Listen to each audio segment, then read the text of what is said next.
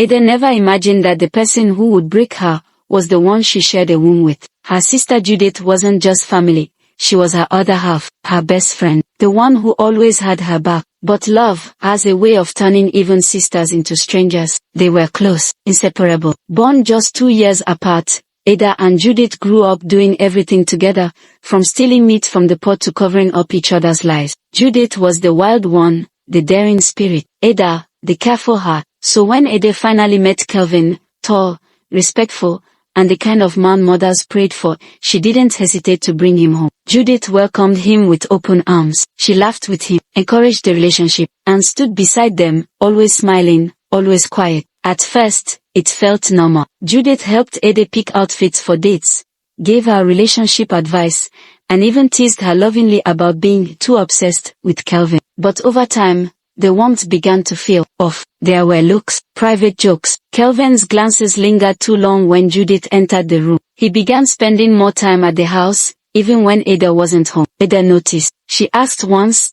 playfully, "Are you two becoming best friends behind my back?"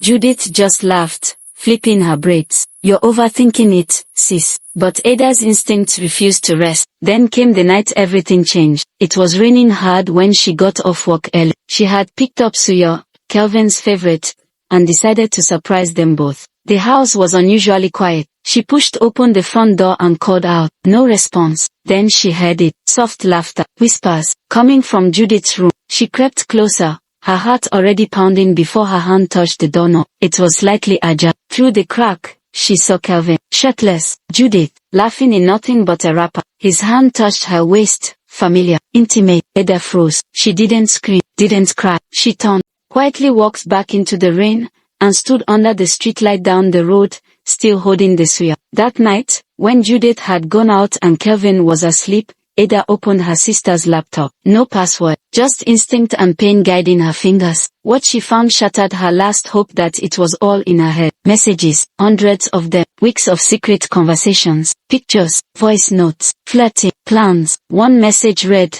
"She's clueless. She still thinks we're best friends." Another, "She loves too blindly." It wasn't just cheating, it was betrayal by two of the people she loved most. In her own home, in her bed, under the same roof she called safe. She didn't confront them. The next morning, before sunrise, Ada packed a small bag, wrote no note, and walked out of their lives. Judith called, cried, texted, "I'm sorry, I didn't plan to hurt you, I loved him too." But some apologies are seeds thrown on stone. Nothing grows, nothing heals. Ada never went back. They say blood is thicker than water, but sometimes, it's not enough, because the deepest cuts don't come from enemies. They come from the ones who hug you, while holding a knife behind their back. Have you ever been betrayed by someone you called family?